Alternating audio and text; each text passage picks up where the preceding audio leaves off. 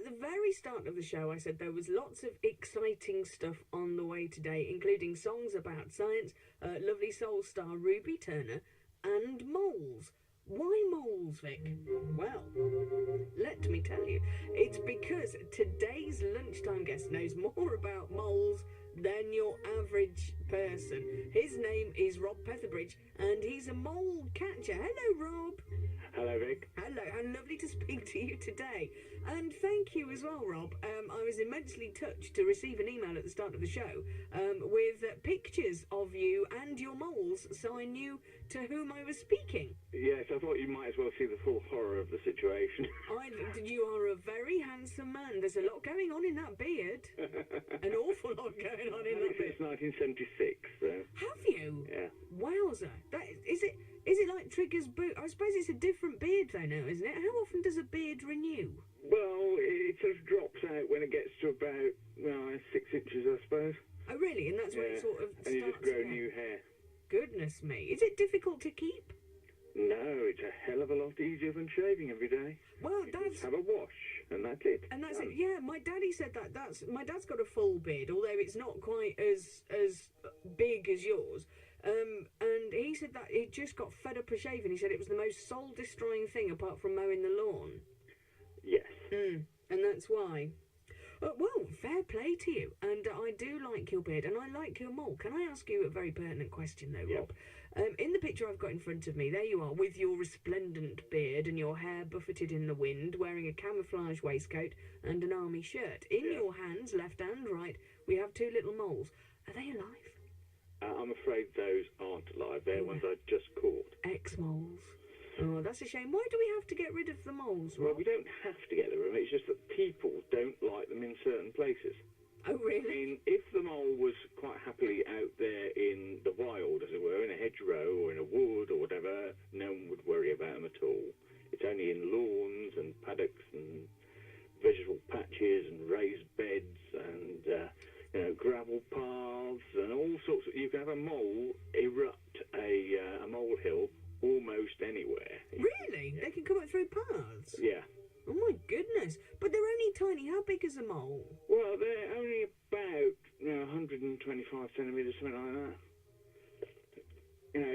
Well, I mean, you can see it's sort of the width of my hand, more or less, in the picture. Yeah, so they are really tiny. I imagine them to be much bigger. You thought they were the size of a rat, didn't you? I did think they were the size of a rat, yeah, but you can't believe that something tiny could cause so much destruction. Yeah, well, it's disturbance more than destruction. No, not if you're my dad.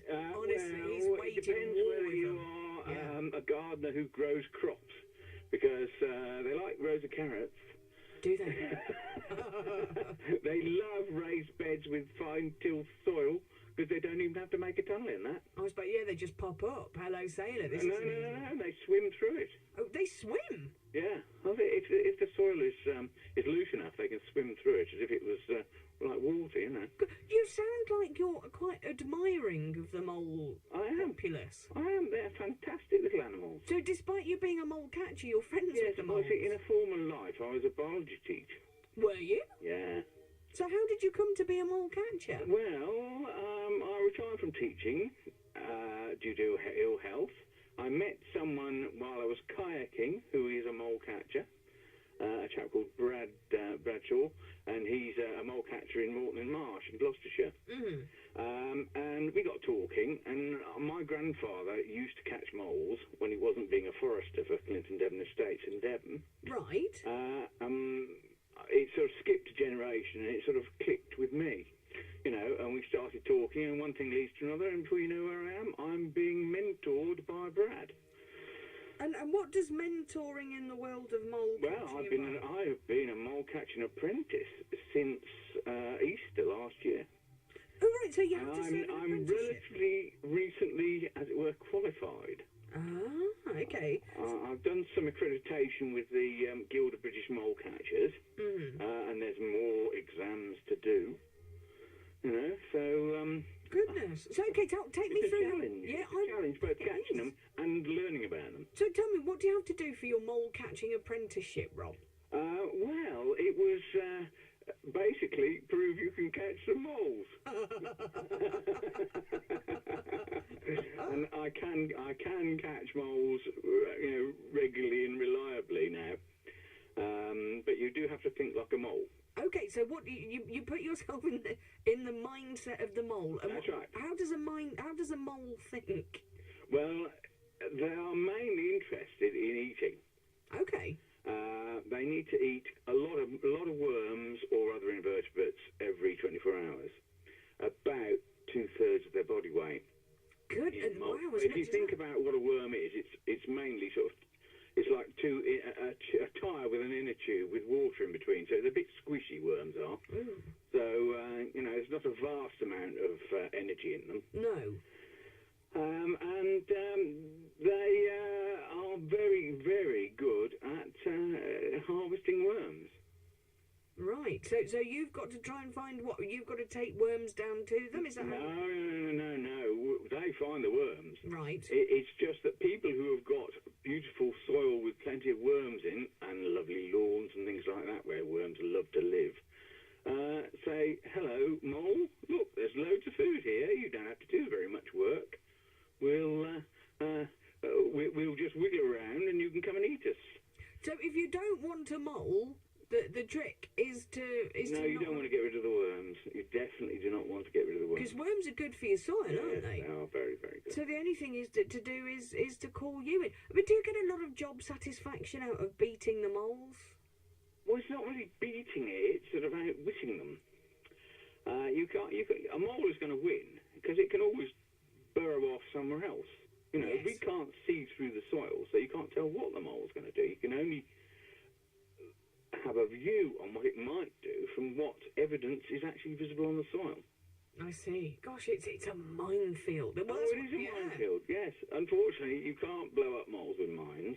No, no. The police come and lock you up. Yes, that would be a bad idea. Although there are some Americans who want to get rid of moles and gophers by filling the runs with a mixture of oxygen and acetylene, and then setting light to it.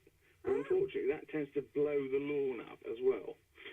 That's good. The whole reason why my dad has this war going on with the moles, or taupe as they are in France. Yeah. I don't know why I needed to bring that up, but it's because I've got French mole traps as well. Have you? Well, the French are really big. Yeah. Aren't they? They're big on their mole catching. I don't know why. I think that's why it popped into my head. Because I know Dad came back from France with loads of mole catching things. The French usually eat things, but I don't think they'd like much of a mole. I don't think no. Moles are not really tasty. Have you eaten a mole? No, I wouldn't. They're a bit on the squidgy side. No. Well, it's eating all those. Well, I was watching Winter Watch last night, with Chris Packham on BBC Two. Yeah. And they had little moles going down the tunnels. Yeah. And it showed them getting ready for winter, and they bite the heads off the worms, don't they? They do. Put them in a little wormy larder. That's right. Genius. They're very clever creatures. I can see why you love them. Yeah. They've got a saliva that's supposedly toxic to worms, and so it sort of anaesthetises them as well. So they put them to sleep before they eat them? Well, no. They do. I think the biting the head off is what stops them moving around. It's a pretty comprehensive way of getting rid of something, isn't it? Contrary to everyone, many people's belief, worms can't grow a new head. Oh. No, they can't. Oh. So they'll either survive in the larder, freshish, till a snack is required, or they'll just rot. This conversation and a half. This is, isn't it, Rob? You can tell I talk biology for a living, can't you? You can. I love you a little bit. I really do. Now, the other picture you sent me is of your lovely wife. Is she involved with your mole catching? Oh, she is. I've sent her out to work though. At the moment, she works in school in Ulster. Oh, right. And she's actually out there doing it at the moment. But she does help me, both with the administrative side and with the setting the traps and stuff. But I'm the one that's been trained, so she's getting second-hand training, however good or bad it is from me. Oh, as what you've passed your apprenticeship, then it's your job, I suppose, to impart your knowledge on the next generation of mole catchers. Well, yes. Oh, I don't think any of my children are going to follow me somehow. oh, have they not shown any No, they've all interest? got real jobs and went to university and things and do sort of serious stuff. Yeah, well, but you never know. They might change their mind one day, like you did at the end of the teaching. It's amazing how life sort of throws choices at you, isn't it? 1 minute you're a teacher, the next minute you're a mole catcher. It's just how you roll, Rob Pethridge. Yeah. Well, look, thanks so much for joining us today, Mr. and Mrs. Mole. And you're around the Wellesbourne area. Is that where you work, or do you go anywhere? Well, it's really I live in Ulster, and so I'm doing an area in South Warwickshire and into Worcestershire as well. Oh, right. So it's sort of around about 20 miles is about the maximum distance anyone really wants me to go. But I'm only charging people per mole. So they're not. If I don't catch it, I don't get any money. Oh, I see. So, well, there's an incentive. If you need a mole catcher, Well, that's what most mole catchers do. What, charge per mole? Yeah, rather than a mileage or hourage or anything like that. Some do, some don't. But what's to stop you? It's a very, very sort of strange mixture of people that do it. Some do it exclusively, like I do, and some people do it as part of other sorts of pest control. I can imagine it being a strange mix. I'll be honest with you, Rob, that's not a massive leap of faith for me. Well, listen, thank you so much for joining us today, Mr. Mole. And as a little treat, you get to choose a song for today. Now, sadly, it's not this one. Oh, no. I love that song. I do love that song. I am old enough to remember that one. And my daddy used to sing it to me when I was Yeah, so I'm old enough to remember that one. It's but beautiful. I What think have you chosen? I think it's Going Underground by The Jam. And it's the only song we can play for you. Yeah, Listen, it's gotta thanks be that. so much for joining us today, Rob Pethridge, Mr. Mole. This is for you. What a fine song it is too.